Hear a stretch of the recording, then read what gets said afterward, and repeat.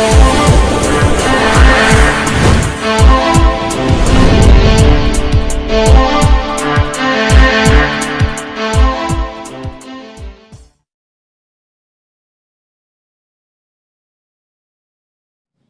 हिंद। जी Ganga class में आपका स्वागत है। आइए आज हम लोग केमिस्ट्री की क्लास करने जा रहे हैं। हम लोग का ये केमिस्ट्री का दूसरा क्लास होगा। पहले क्लास में हमने आपको थोड़ा बहुत बेसिक पढ़ाया था, जिसमें हमने आपको बताया था रासायनिक अभिक्रिया के बारे में, रासायनिक समीकरण के बारे में, साथ ही साथ हमने कुछ एग्जाम्पल भी आपको दिए थे। फिर हमने संतुलित और असंतुलित समीकरण के बारे में पढ़ा था। फिर हमने कहा था कि जो अगला क्लास होगा उसमें हम आपको संतुलित करने के लिए सिखलाएंगे, यानी समीकरण को कैसे संतुलित किया जाता है वो हम लोग जानकारी हासिल करेंगे अगले क्लास में। तो इस क्लास में हम लोग देखेंगे कि समीकरण को कैसे संतुलित किया जाता है। फिर हम लोग जानेंगे कि समीकरण जो होते हैं उनसे क्या क्या सूचनाएं प्राप्त होती हैं, हमें समीकरण से क्या फायदे हैं, समीकरण की क्या सीमाएं हैं, और साथ ही साथ हम लोग को समीकरण को अच्छे ढंग से उपयोग करने के लिए कौन कौन से सिंबल का प्रयोग करते हैं, इन सारी चीज की जानकारी हम लोग इस क्लास में करेंगे। इसलिए पूरा का पूरा क्लास आप देखिएगा ताकि आपका पूरा का पूरा अच्छे ढंग से कंसेप्ट बन सके। सबसे पहले हमने आपको बताया था कि समीकरण को जब संतुलित किया जाता है तो संतुलित करने की दो विधि का हमने चर्चा किया था। एक विधि जो थी उसका हमने नाम बताया था कौन सा, तो अनुमान विधि, और दूसरा विधि जो था उसका हमने नाम बताया था बीजगणितीय विधि के बारे में। हमने कहा था कि अनुमान विधि जो होता है जनरली हर जगह आपको प्रत्येक बुक में मिल जाएगा, लेकिन जो बीजगणितीय विधि होती है वो जल्दी से किसी बुक में नहीं मिलता है। तो हम यहाँ पे क्या करेंगे, एक एक दो एग्जाम्पल दोनों विधि से आपको समझाएंगे। आपको जो अच्छा लगेगा उस विधि से क्या कीजिएगा कि एग्जाम में जब प्रश्न आए तो उसको सॉल्व करने का काम कीजिएगा। फिर हम लोग देखेंगे उसके बाद से अगले टॉपिक को, लेकिन पहले समझते हैं। सबसे पहला स्टार्ट करते हैं अनुमान विधि के द्वारा। देखिए अनुमान विधि नाम ही इसका है अनुमान विधि। इसका मतलब कि आपको अंदाजा लगाना है, अपना अनुमान लगाना है और समीकरण को क्या कर देना है, संतुलित कर देना है। लेकिन कहने का मतलब है कि एग्जाम में चले जाइएगा और वहां जाके कहिए कि अंदाजा लगा लिया, आंख बंद किए और बोले अंदाजा लग गया, समीकरण संतुलित हो, तो एग्जामिनर काट देगा और 0 नंबर बैठा देगा। वहां पे अंदाजा का मतलब ये नहीं कि मने मने सोच लिए कि पूरा संतुलित, तो हो गड़बड़ हो जाएगा। आपको नाम दिया अनुमान विधि, यानी अपने मन से यहाँ पे अंक का प्रयोग किया जाएगा। कैसे किया जाएगा आइए सीखते हैं। तो सबसे पहला स्टार्ट करते हैं अनुमान विधि का। देखिए हमने यहाँ पे एक आपका उदाहरण लिया है, एक समीकरण लिया है Mg प्लस HCl और ये बनाया है MgCl2 और H2 का निर्माण किया है। हम लोग को इस समीकरण को क्या करना है, संतुलित करना है। तो देखिए जब भी समीकरण को संतुलित करना हो ना तो सबसे अच्छा तरीका हम आपको बताते हैं, जो जो इसमें एलिमेंट भाग ले रहे हैं उनका एक क्या करिएगा, चार्ट बना लीजिएगा। जैसे ये Mg भाग लिया है तो देखिए यहाँ पे लिखिएगा Mg, फिर देखिए यहाँ पे हाइड्रोजन है तो हाइड्रोजन, फिर क्लोरीन भाग लिया है तो यहाँ क्लोरीन लिख लीजिएगा। क्लियर, इतना समझ में आ रहा है। प्रत्येक को हमने क्या किया, अलग अलग लिख दिया। यहाँ पे लिखिएगा LHS और इस साइड लिखिएगा RHS। अब LHS RHS क्या मतलब, देखिए LHS मतलब लेफ्ट हैंड साइड, RHS मतलब राइट हैंड साइड। आपको अगर मन करे तो यहां पे आप लिख सकते हैं अभिकारक और RHS की तरफ लिख सकते हैं प्रतिफल। अब देखिए आप एक लाइन खींच लीजिए, चलिए इस तरह से आपको श्रेणी बनाना है, आ जाएगा ऐसे। LHS जो लिखे उधर अभिकारक मतलब जो आपको मालूम है, पहले क्लास में पढ़ा दिए हैं कि अभिक्रिया में जो तत्व भाग लेते हैं वो क्या कहलाते हैं, अभिकारक, और अभिक्रिया में जिस तत्व का या जिस पदार्थ का निर्माण होता है वो क्या कहलाता है, प्रतिफल। RHS की तरफ प्रतिफल है और LHS की तरफ क्या है, अभिकारक है। अब देखिए आपको क्या करना है कि सबकी संख्या को बराबर करना है। जैसे अगर हम लोग बात करें कि इसमें देखिए 3 तत्व भाग लिए हैं, चलिए Mg की संख्या की अगर बात करें तो देखिए इधर Mg की संख्या कितनी है, 1, तो यहां लिखिएगा 1, कोई दिक्कत। चलिए आगे, अब देखिए Mg की RHS में संख्या कितनी है, तो इधर भी देखिएगा तो कितना है, 1, तो इधर भी लिख दीजिए 1। फिर आइए H पर, तो यहां भी इसकी संख्या कितना है, 1, तो लिखिए 1। फिर इधर देखिए H की संख्या कितनी, यहाँ 2 है तो यहां लिखेंगे 2। फिर आइए Cl की, देखिए Cl की मात्रा इधर कितनी है, 1, तो इधर लिखेंगे 1। फिर इधर रहेंगे Cl की मात्रा, अरे यहाँ तो 2 है तो लिख देंगे 2, कोई दिक्कत। अब देखिए अब आपको प्रत्येक पार्ट को बराबर करना है, प्रत्येक पार्ट को बराबर करना है, यहीं पे तो अनुमान लगाना है। अब अनुमान लगाइए, जरा ध्यान दे, ये 2 है और ये 1 है, तो ये कैसे 2 होगा, तो इसमें आप क्या कीजिएगा, 2 से गुना कर दीजिए। देखिए 2 से गुना कीजिएगा तो अब ये नहीं सोचिएगा सर एक है, एक में एक जोड़ दीजिए, एगो लाकर 2 हो जाएगा। नहीं नहीं, यहाँ जोड़ना नहीं है, यहाँ गुना करके बराबर करना है। तो ध्यान दीजिएगा, ये 2 था, ये 1 था, तो हमने इसमें 2 से गुना कर दिया, तब देखिए ये 2 हो जाएगा ना, 2 और 2 क्या हो गया, बराबर हो गया। फिर देखिए ऐसे ही यहाँ 2 है और ये 1 है, तो अगर इसमें हम 2 से गुना कर दें तो ये भी आपस में क्या हो जाएगा, बराबर हो जाएगा। अब जैसे ही ये कंडीशन हुआ ना, तो अब आप समीकरणों को बनाना शुरू कीजिए। ऑटोमेटिक देखिए संतुलित होता है या नहीं होता आपको पता चल जाएगा। जैसे हम लोग का जो समीकरण था, सबसे पहले देखिए mg है, तो mg को लिखेंगे mg। क्या हमने LHS साइड में गुना किया है किसी नंबर से? नहीं किया, तो छोड़ दीजिए, प्लस। क्लियर? यहां देखिए फिर H जो है, अच्छा HCl डायरेक्ट एक ही में है तो लिख लीजिए HCl। लेकिन यहां देखिए H में भी 2 से गुना है, तो हम लोग 2 से गुना कर दिए। फिर बोला Cl में 2 से गुना कीजिए, तो वो तो HCl दोनों एक ही साथ था ना, तो 2 से गुना किए तो दोनों का काम चल गया। अलग अलग रहता तब ना अलग अलग करना पड़ता। अभी नहीं कि सर ये तो हो गया H के लिए, एक और 2 लगा के दीजिए, कहिए कि सर वो Cl के लिए, तो वो गलत हो जाएगा।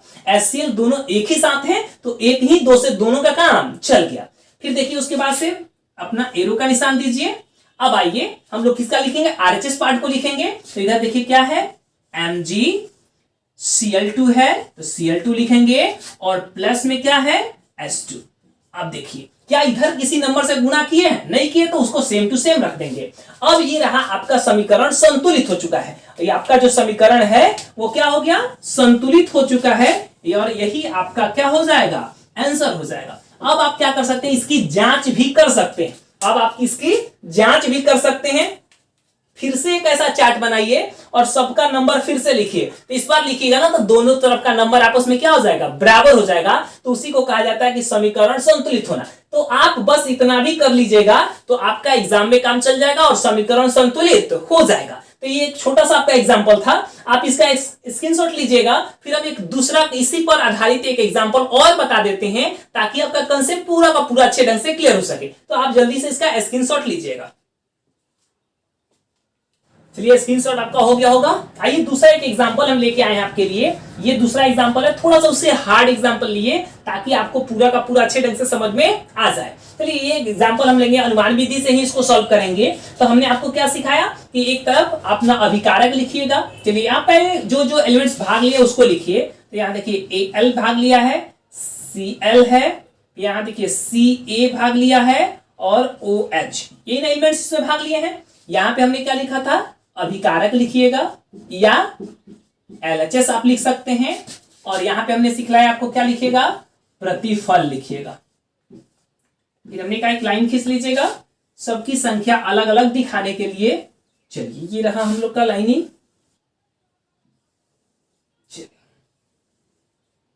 आइए अब सबकी संख्या को हम लोग दर्शाते हैं कि कौन कितनी मात्रा में उपलब्ध है। तो सबसे पहले अगर हम लोग बात करते हैं, तो आइए हम लोग Al की बात करें। तो इधर देखिए इसकी संख्या कितनी है, 1 है। एल्यूमिनियम की संख्या कितनी है मेरे बाबू, 1 है। चलिए इसी अगर क्लोरीन की बात करें तो यहां देखिए इसकी संख्या कितनी है, 3। चलिए अगर Ca की बात करें, कैल्शियम की बात करें तो कितना है, 1, तो 1 लिख लेंगे। OH का संख्या कितना है, 2, तो यहां लिख देंगे 2। क्लियर, इतना समझ में आपको आ रहा होगा। यहां देखिए यहाँ पे एल्यूमिनियम यानी Al की मात्रा जो है वो कितनी है, 1, तो 1 लिख लेंगे। फिर Cl की बात कर रहा है, Cl यहाँ पे कितना है, 2, तो 2 लिख लेंगे। फिर देखिए Ca की बात कर रहा है, इसकी संख्या 1 है, तो यहाँ लिखेंगे 1। फिर यहाँ देखिए OH की संख्या पूछ रहा है, तो OH की संख्या यहाँ पे कितनी है, 3, तो यहाँ लिख देंगे 3। अब देखिए ये इसकी संख्या अलग अलग दिया हुआ है अभिकारकों में और प्रतिफल में। हम लोग को इसको क्या करना है, संतुलित करना है। हमने क्या बताया, विधि का नाम ही अनुमान विधि, यानी अनुमान लगाते जाइए, गुना करते जाइए, समीकरण संतुलित हो जाएगा। देखिए सबसे पहले हम लोग देखते हैं, अगर Al की बात करेंगे तो यहाँ पे 1 और 1 है, तो हमको यहाँ पे कुछ नहीं करना, छोड़ देंगे। जैसे ही Cl में आएंगे तो पता चलेगा ये 3 है और ये 2 है, और दोनों को बराबर करना है। तो अगर हम इसमें कितना से गुना कर दें, 2 से, और इसमें गुना कर दें कितना से, 3 से, तो ऑटोमेटिक ये बराबर हो जाएगा। कैसे, देखिए 3 दूना 6 और 2 तिया 6, देखिए दोनों के आपस में क्या हो गया, बराबर हो गया। फिर आएंगे अगर Ca की बात करेंगे तो देखिए ये दोनों आपस में बराबर, तो छोड़ देंगे। OH की बात करते तो देखिए 3 है, ये 2 है, तो इसमें गुना कर लीजिए 3 से, और इसमें गुना कर लीजिए 2 से। देखिए ये भी 6 हो गया, ये भी 6 हो गया, आपस में क्या हो गया, बराबर हो गया। अब ध्यान से देखते चलना है आपको। अगर इधर देखिएगा कि Cl में हमने कितना से गुना किया है, 2 से गुना किया है। अच्छा, Cl में जब 2 से गुना करने जाइएगा तो Al तो उसके साथ ही है, एल्युमिनियम उसके साथ ही में है, इसका मतलब यहां भी तो 2 से गुना करना पड़ेगा। तो जैसे ही यहां पे 2 से गुना करना पड़ेगा तो इसका मतलब यहां पे भी आपको 2 लिखना पड़ेगा, और जैसे यहाँ पे 2 लिखिएगा तो आपको इस साइड भी कितना से गुना करना पड़ेगा, 2 से गुना करने पड़ेगा। अच्छा, अगर ये आपको लगे कि सर ये कैसे कर दिए, तो इसको छोड़ दीजिए। देखिए अभी आपको आगे जब बताएंगे तो और अच्छे ढंग से समझ में आ जाएगा। इतना तो समझ में आपको आ रहा होगा। चलिए समीकरण को लिखते हैं, पहले समीकरण को लिखिए और अच्छे से ढंग से समझ में आने लगेगा। देखिए यहाँ पे क्या था हमारा समीकरण, Al था, फिर Cl3 था, फिर हमारा प्लस का सिंबल था, फिर यहाँ पे कैल्शियम हाइड्रोक्साइड दिया यानी OH का होल ट्वाइस है। चलिए यहाँ पे फिर यहाँ पे आ जाइए, एरो का निशान है, Al है, OH का, चलिए OS का पावर क्या दिया 3 में है, उसका प्लस है, यहाँ पे CaCl2 है, यही ना है। अब चलिए समीकरण को हम लोग संतुलित करते हैं, थोड़ा सा इसको स्पेस दे देते हैं कि अगर यहाँ पे गुना करना पड़े तो हम लोग आसानी से कर सके। अब देखिए हमने कहा कि यहाँ पे आप किसी भी नंबर से Al में गुना नहीं कीजिएगा, छोड़ देंगे, लेकिन जैसे ही Cl की बात आती है तो यहाँ कहता है कि 2 से गुना कीजिए।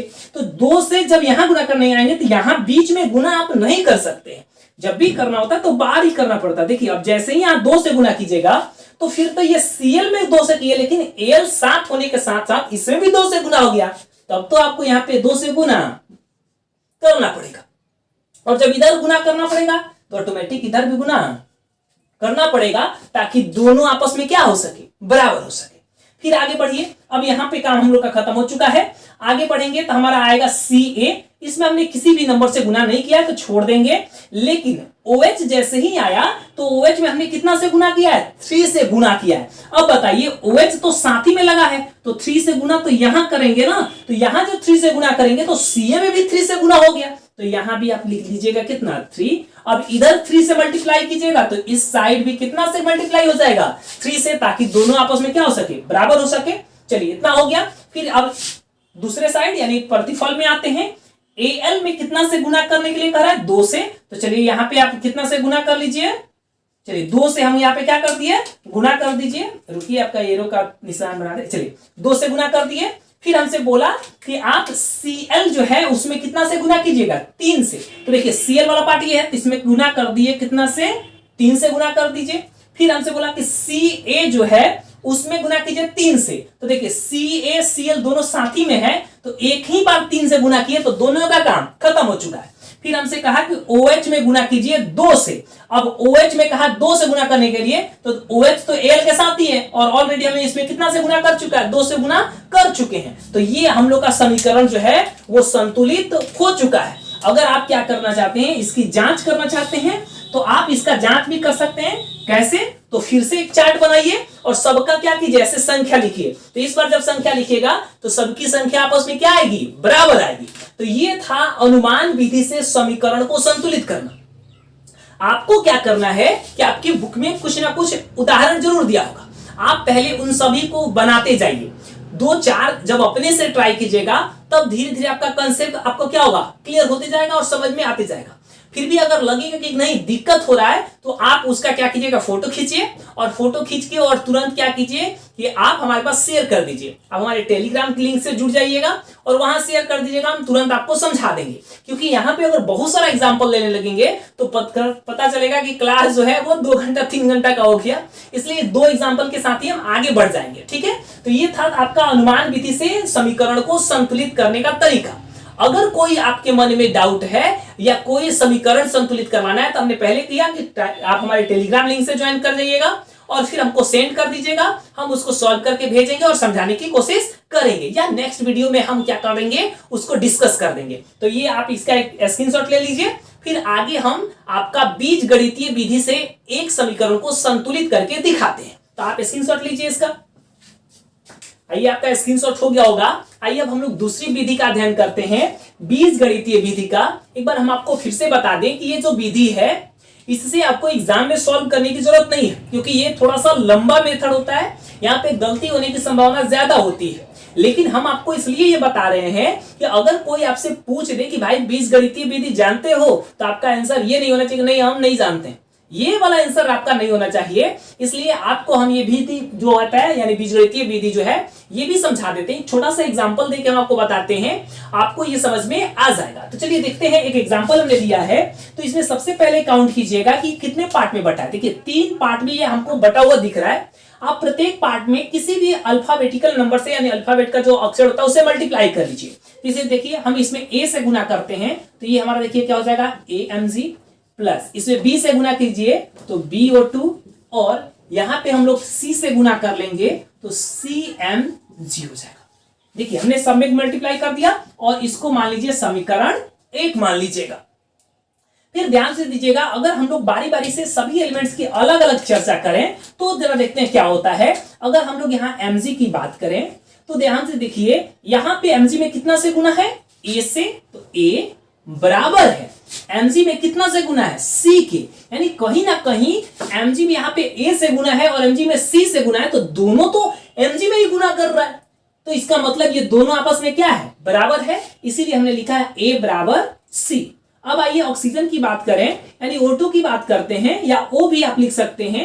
यहां देखिए कितना से गुना है B से, चलिए हम यहाँ O ही लिख देते हैं। कितना से गुना है B से, तो B इधर बराबर। अब ध्यान देना है यहाँ पे ऑक्सीजन की जो मात्रा है वो कितनी है 2 है। यहाँ पे ऑक्सीजन की मात्रा कितनी है 2, तो यहाँ पे B में गुना हो जाएगा कितना से 2 से, तो ये हमारा हो जाएगा 2B। ध्यान से समझिएगा, हमने कहा कि यहाँ पे ऑक्सीजन की संख्या कितनी थी 2, इसीलिए B में हमने कितना से गुना किया 2 से, तो हमने लिख दिया 2B लिख दिया। अगर यहाँ पे 3 रहता तो कितना हो जाता 3B, अगर यहाँ 4 रहता तो कितना हो जाता 4B। समझ में आ रहा है। अब देखिए फिर बराबर, अब ध्यान दीजिए यहाँ पे O में कितना से गुना है C से, तो हम लोग लिखेंगे बराबर में C, क्योंकि ये भी O में गुना किया है और ये भी O में गुना किया है। इसको आप समीकरण 2 मान लीजिए और इसको समीकरण 3 मान लीजिए। अब ध्यान दीजिए यहां से B का मान निकाल लीजिए, तो समीकरण 3 से चलिए B का मान क्या हो जाएगा B बराबर, यहां देखिए 2 गुना में इधर जाएगा तो भाग में हो जाएगा, तो C/2। अब देखिए हम लोग को मान निकल चुका है किसका किसका, तो देखिए यहाँ पे A का भी मान निकल चुका है और B का भी मान निकल चुका है और C तो अपने आप में A है ही है। अब आइए हम लोग क्या करते हैं, तीनों को क्या यानी A, B और C से जो गुना किए हैं इन तीनों का अनुपात निकालते हैं। तो कैसे निकालेंगे जरा सीखिएगा, उसको ऐसे लिखेंगे। देखिए A अनुपात B अनुपात C, यानी तीनों का जब अनुपात निकालिएगा तो चलिए अब मान बोलिए। A का मान आप बोलिएगा तो A का मान कितना मेरे बाबू C है, चलिए C लिख दिए। B का मान बोलिए तो यहाँ पे आपको दिख रहा है C/2, तो C/2 लिखेंगे। फिर अनुपात का चिन्ह है और C का, तो C तो C ही हो जाएगा, यहाँ पे कोई फर्क नहीं पड़ता है। आपको मालूम है अनुपात में एक जैसा होता तो सब कट जाता है, तो यहाँ से C से C सब क्या हो गया कैंसिल हो गया।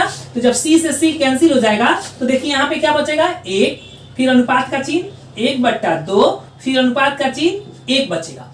और आप पढ़े होंगे 7 क्लास में कि जब बटा में हो और क्या होना चाहिए अनुपात में हो, तो इनको अगर सरल रूप में लाना है तो उनके एलसीएम से सभी में क्या कर दिया जाता है गुना कर दिया जाता है। तो देखिए यहाँ पे इसके बटा में कितना है 1, इसके बटा में 2 और इसके बटा में 1, तो इनका एलसीएम कितना होगा 2 होगा। तो 2 से जब आप इसको गुना कीजिएगा तो देखिए क्या हमें मिलेगा, यहाँ पे 1 में 2 से गुना कीजिएगा तो 2 हो जाएगा। फिर अनुपात का चिन्ह यहाँ पे 1/2 में 2 से गुना कीजिएगा तो 2 से 2 कैंसिल होगा, क्या बचेगा 1 बचेगा। फिर अनुपात का चिन्ह 1 में 2 से गुना कीजिएगा तो 2, यानी हमको फाइनल रूप से ये अनुपात मिल चुका है। हमने यहाँ पे क्या प्रोसेस किया है तो याद रखिएगा, यहाँ पे हम लिख देते हैं, रुक जाइए, हम यहाँ लिखे हैं एलसीएम से गुणा। देखिए एलसीएम से गुणा किए हैं तो ये वाला पार्ट हमको मिल चुका है। ये मान है A का, ये मान है B का, ये मान है C का। अब आप सिंपल क्या करिए, इस मान को समीकरण 1 में बैठा दीजिए, समीकरण आपका संतुलित हो चुका है। चलिए समीकरण 1 जो है वो है हमारा AMG प्लस BO2, फिर एरो का निशान है, फिर हमारा है CMGO। हमने कहा कि सबका मान बैठा दीजिए। चलिए A को हम लोग क्या बोले हैं 2, तो चलिए A के जगह पे हमने लिख दिया, यहाँ पे 2 लिख दिया।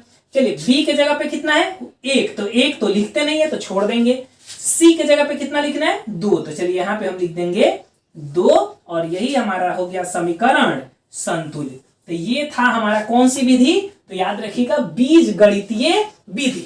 आप एक बार फिर से इस वीडियो को यानी ये वाला जो पार्ट है उसको रिवर्स करके फिर से देखिएगा, आपको समझ में आ जाएगा। हमने यहाँ पे बस यही प्रोसेस किया है कि तीनों का रेशियो लिए हैं, तीनों के रेशियो में सब में सी था तो सी से कैंसिल हो गया था, 1/2 और 1 आया इनके एलसीएम से, यानी इनके हर का जो एलसीएम था, ध्यान दीजिएगा हर के एलसीएम से गुना किए तो हर का एलसीएम 2 आया, 2 से गुना किए तो 2 हो गया, यहाँ 2 से गुना किए तो 2 से 2 कस के 1 हो गया, यहाँ 2 हो गया।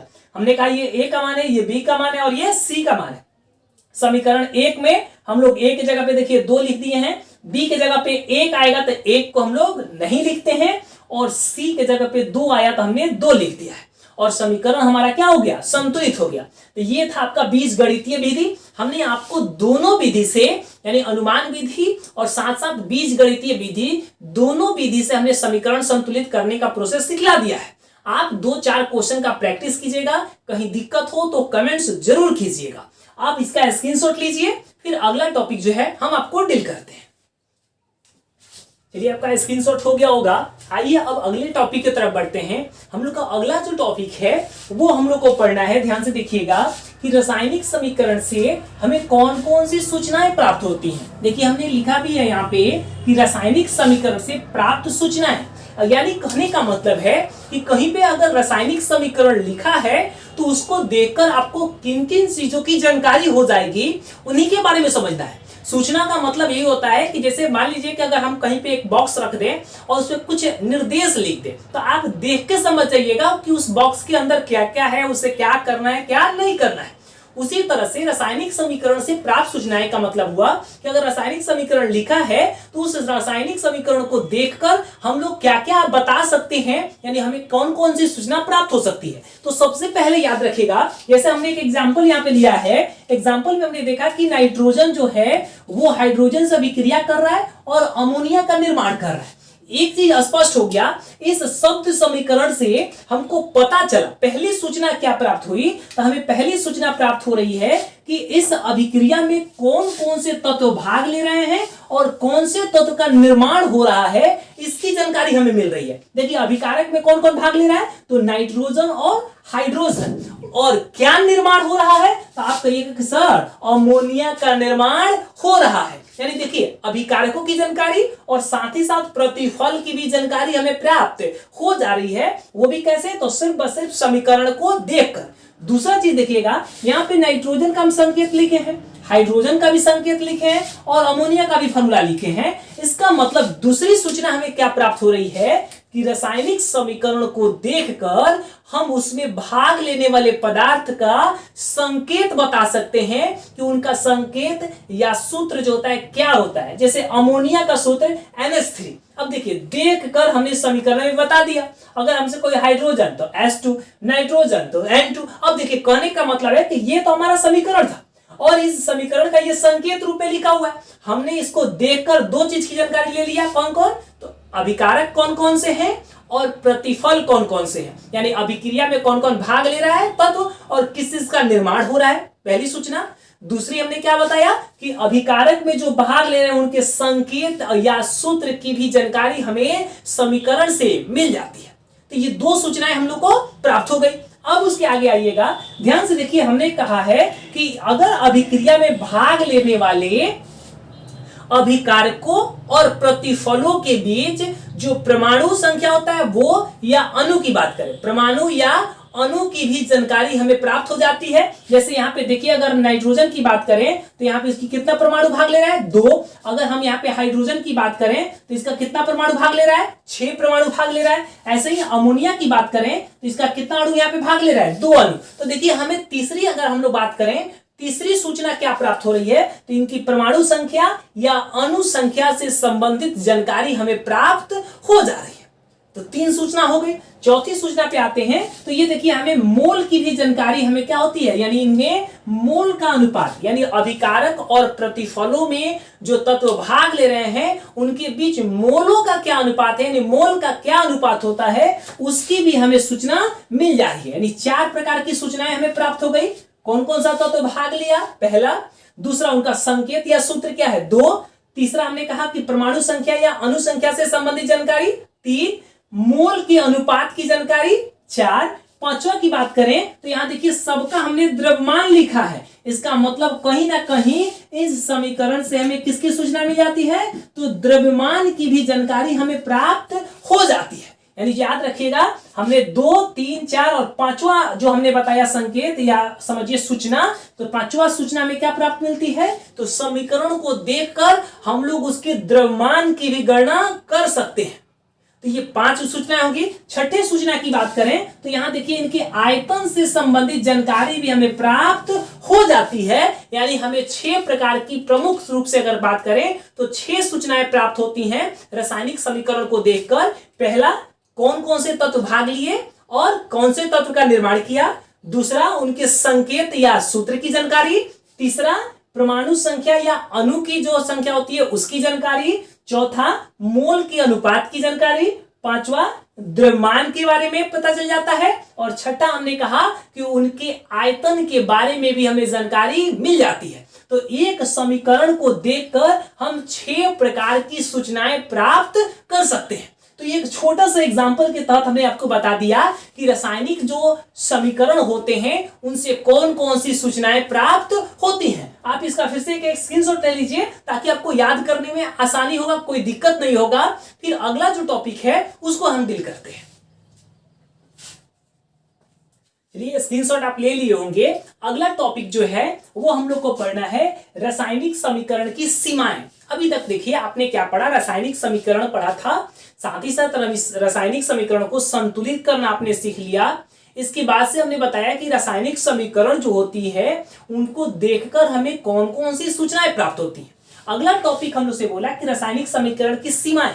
सीमाएं का मतलब होता है एक तरह से समझिए कि जहां तक उसकी पाबंदी, मतलब कहने का मतलब कहां तक वो जा सकता है, कितनी सूचना दे सकता है, कौन सी सूचना की जानकारी वो नहीं दे सकता है। जैसे हमारी भी कुछ क्या होते हैं, हम लोग बोलते हैं ना कि हमारी भी कुछ सीमा है, तो उस सीमा के अंदर रहना चाहिए। तो उसी तरह जैसे क्रिकेट देखते हैं ना तो कहता है ना कि सीमा रेखा, यानी वो जो बाउंड्री लाइन है उसके अंदर रहना चाहिए। सीमा रेखा के बाहर बॉल गया तो क्या बोलता है, एम्पायर बोलता है छक्का गया या चौका गया। तो उसी तरह से समझिए कि हमारा जो रासायनिक समीकरण होती है इसकी कुछ सीमाएं होती हैं। क्या सीमाएं होती हैं, यानी कौन कौन सी जानकारी हमें पता नहीं चल पाता है, ये जानकारी नहीं देखकर हम बता पाते हैं रासायनिक समीकरण को, उनके बारे में समझना है। तो सबसे पहले देखिए रासायनिक समीकरण से हमने आपको छोटा छोटा टॉपिक टाइप से लिख दिया है ताकि आपको भी समझ में आ जाए। सबसे पहले हमने लिखा है कि अवस्था से संबंधित। आप याद रखिएगा रासायनिक समीकरण में आप रासायनिक समीकरण को देखकर अवस्था की जानकारी आप नहीं दे सकते हैं। अवस्था का मतलब समझिएगा, अवस्था में आप पढ़े हैं कि ठोस,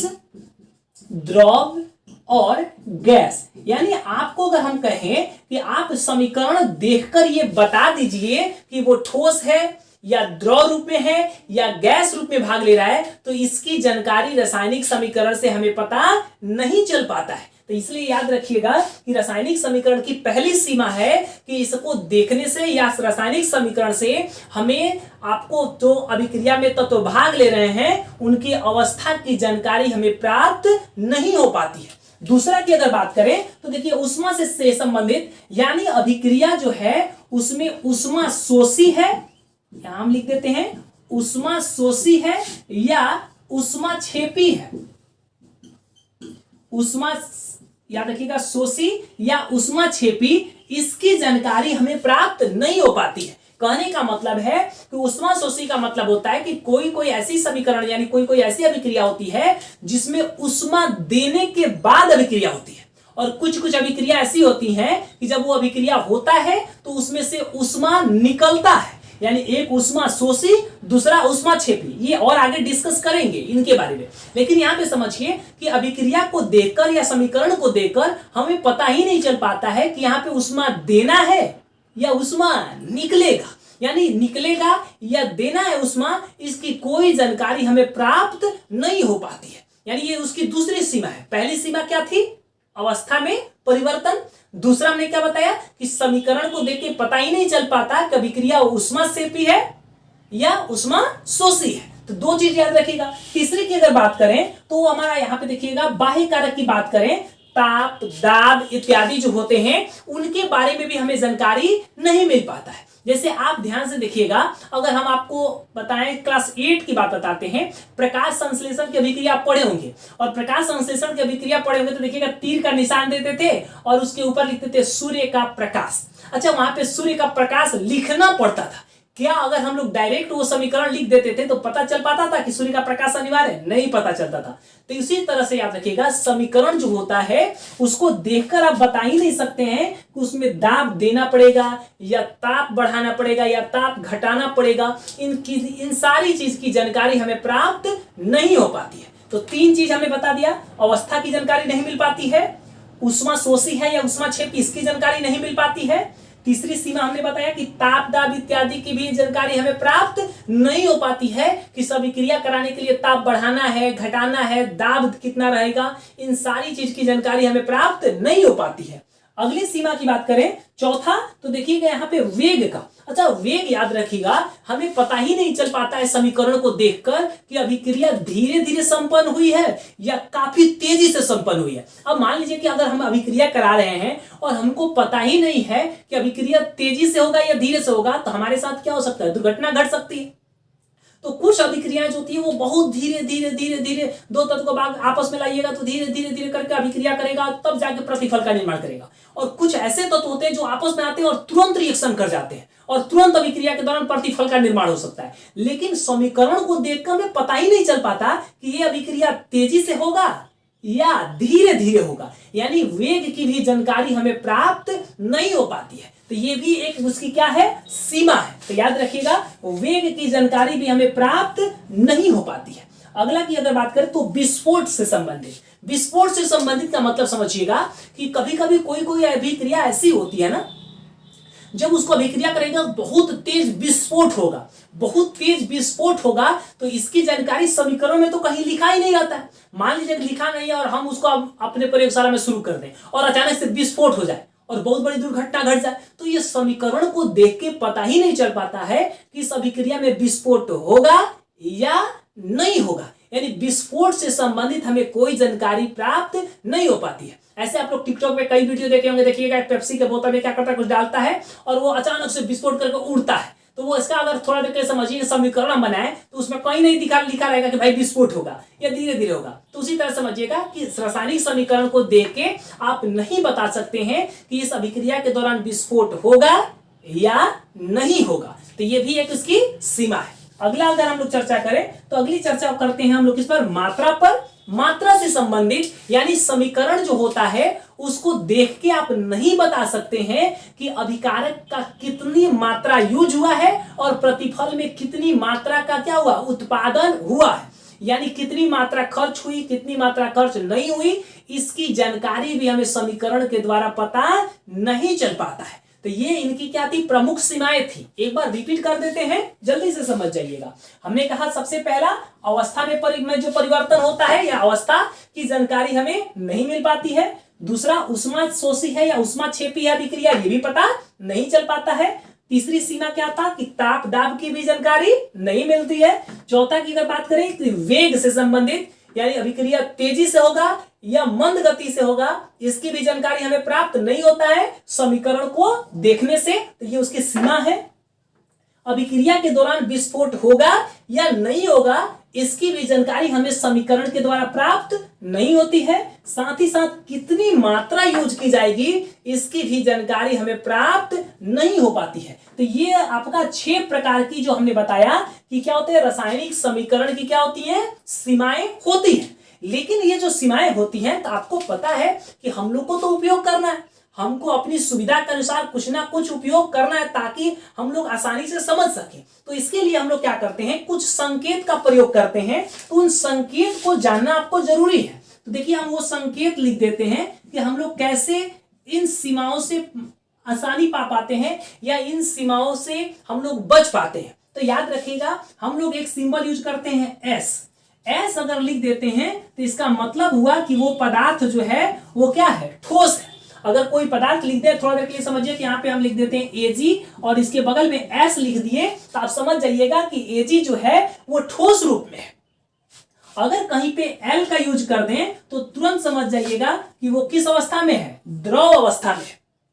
अगर हम लोग यहाँ पे जी का यूज कर दें तो तुरंत आप समझ जाइएगा कि जो पदार्थ है वो किस रूप में है, गैस के रूप में है। क्लियर, इतना चीज समझ गए। तो देखिए इससे हम लोग क्या हो गया, जो अवस्था की में जानकारी नहीं मिल पा रही थी वो जानकारी हमें आसानी से मिल गया एस, एल और जी का उपयोग करके। एस मतलब ठोस के लिए, एल मतलब लिक्विड होता है द्रव के लिए, और जी से फॉर गैस होता है तो गैस के लिए। यानी कहीं पे हम लोग इसका यूज करेंगे और जैसे मान लीजिए यहाँ पे हाइड्रोजन लिखा है, इसके बगल में जी लिख दिए तो तुरंत आप समझ जाइएगा कि वो ये जो हाइड्रोजन यूज हुआ है वो किस रूप में है, गैस के रूप में है। तो इससे पहली यानी अवस्था जो है, इससे जो जानकारी आपको नहीं मिल पा रही थी समीकरण से, तो इन संकेत के द्वारा हम लोग अपनी सुविधा के अनुसार उसका उपयोग कर पाते हैं। इसके अलावा याद रखिएगा उष्मा शोषी और उष्मा छेपी की अगर हम लोग बात करें तो देखिए अगर अभिकारक लिखा है, ध्यान से समझिएगा, ये वाला टर्म आसानी से समझ में आइएगा, ध्यान से केवल देखते रहिए। अभिकारक और प्लस उष्मा, अभिकारक प्लस उष्मा लिखे हैं तो इसका मतलब समझ जाइएगा कि ये उष्मा शोषी है। ये क्या है, उष्मा शोषी। कैसे, तो याद देखिए अभिकारक जो अभिक्रिया में भाग ले रहे हैं, अब भाग ले रहे हैं उसी समय हम उष्मा जोड़ रहे हैं, तो इसका मतलब उष्मा देना पड़ रहा है, और देना पड़ रहा है यानी अभिक्रिया कौन सी, उष्मा शोषी। यानी उष्मा शोषी है, इसकी जानकारी हम लोग कैसे आसानी से प्राप्त कर लेते हैं, तो अभिकारक में प्लस करके उष्मा लिख देंगे तो कोई भी देख के समझ जाएगा कि ओ ये अभिक्रिया जो है वो कौन सी अभिक्रिया होगी, उष्मा शोषी होगी। वैसे ही अगर हम लोग क्या कर दें, प्रतिफल यानी जिधर उत्पाद हुआ है प्रतिफल प्लस उष्मा लिख दें तो आप तुरंत समझिएगा कि वो यहाँ पे उष्मा निकला है, और निकला है तो यानी उष्मा छेपी। देखिए हम लोग अपनी सुविधा के अनुसार कितना आसानी से यूज किए जा रहे हैं।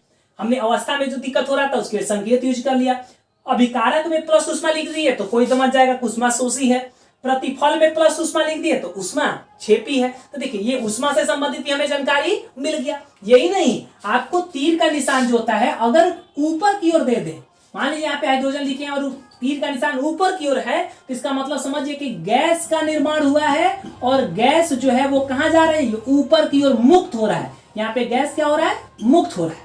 वही अगर ये तीर का निशान कहाँ रहे, नीचे की ओर रख दें तो इसका मतलब समझ जाइएगा कि यहाँ पे क्या हो रहा है, अवक्षेप का निर्माण हो रहा है। किस चीज का, अवक्षेप का निर्माण हो रहा है, यानी कुछ एक्स्ट्रा मटेरियल का निर्माण हो रहा है, यानी नीचे की ओर आएगा।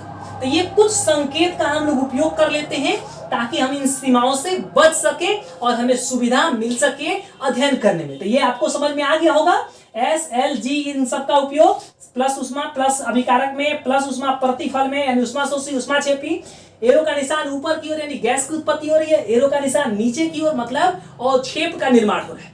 अच्छा, इन सारी चीजों के बारे में हम लोग समझे, फिर रासायनिक समीकरण समझे, फिर संतुलित किए, फिर हमने कहा कि भाई इससे कुछ क्या होती है, हम लोग को उनकी सीमाएं होती हैं, फिर हमने आपको कुछ इसके बारे में बताया कि भाई कैसे संकेत का उपयोग करेंगे। साथ ही साथ हमने देखा कि समीकरण से कौन कौन सी सूचनाएं प्राप्त होंगी, लेकिन इनसे हमको क्या फायदा है ये भी जानना जरूरी है।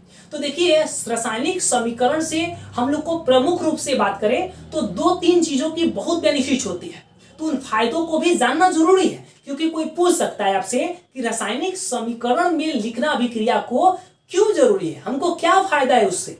तो याद रखिएगा सबसे पहला कि हमारा समय का बचत होता है। पहला हमारा फायदा क्या है रासायनिक समीकरण को लिखने से, कि हमें समय का बचत होता है। मतलब बहुत लंबा समय लग जाएगा एकदम डिस्कस करने में, तो वो सारा एक लाइन में एक समीकरण लिख देंगे, हमारा सारा का सारा काम समाप्त हो गया। क्लियर। अगर दूसरे की अगर बात करें तो देखिए ये तो हो गया समय का।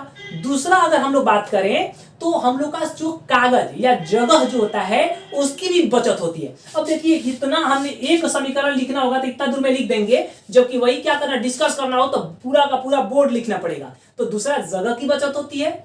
तीसरा की अगर बात करें तो जो हमारा संकेत का यूज करते हैं वो पूरे विश्व में यही संकेत का यूज होता है। ऐसा नहीं कि हमारे यहाँ जल का फॉर्मूला H2 होता है, पाकिस्तान में जाइएगा तो वो लोग O2H लिख दे, ऐसा नहीं है। वो लोग कर भी सकते हैं, लेकिन नहीं, वो ध्यान दीजिए वो लोग नहीं करेंगे, आप निफिक्र रहिए, पाकिस्तान वाले कुछ भी कर सकते हैं, यहाँ ध्यान दीजिएगा। लेकिन पूरे विश्व में अगर हम लोग बात करें तो जो संकेत होते हैं वो क्या होते हैं, सबके लिए एक समान होते हैं। तो आप कहीं भी चले जाइएगा आपको कोई दिक्कत नहीं होगा, उन समीकरण को आप आसानी से समझ पाइएगा। तो ये कुछ उसके क्या है, फायदे हैं। तो याद रखिएगा, हमने आज पूरा का पूरा रासायनिक समीकरण के बारे में पूरी जानकारी हम लोग दे चुके हैं।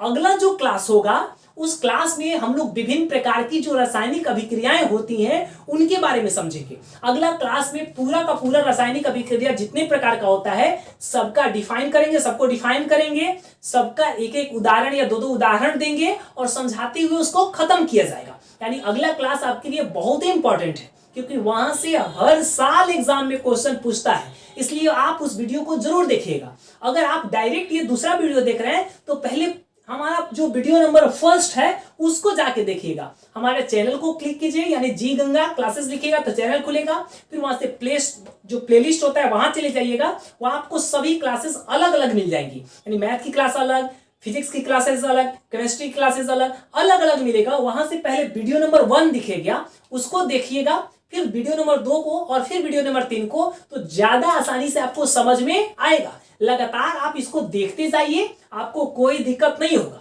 अगर किसी तरह का समस्या है तो आप कमेंट्स जरूर करें। साथ ही साथ आप हमारे कोड से हमारे चैनल को या हमारे वीडियो को जरूर याद रखिएगा, SLS। यानी हमारे चैनल पे अगर आप नए आए हैं तो सब्सक्राइब कीजिएगा, वीडियो अच्छा लगा हो तो लाइक करना ना भूलिएगा, और साथ ही साथ अपने दोस्तों को शेयर जरूर कीजिएगा। वीडियो देखने के लिए आपका बहुत बहुत धन्यवाद।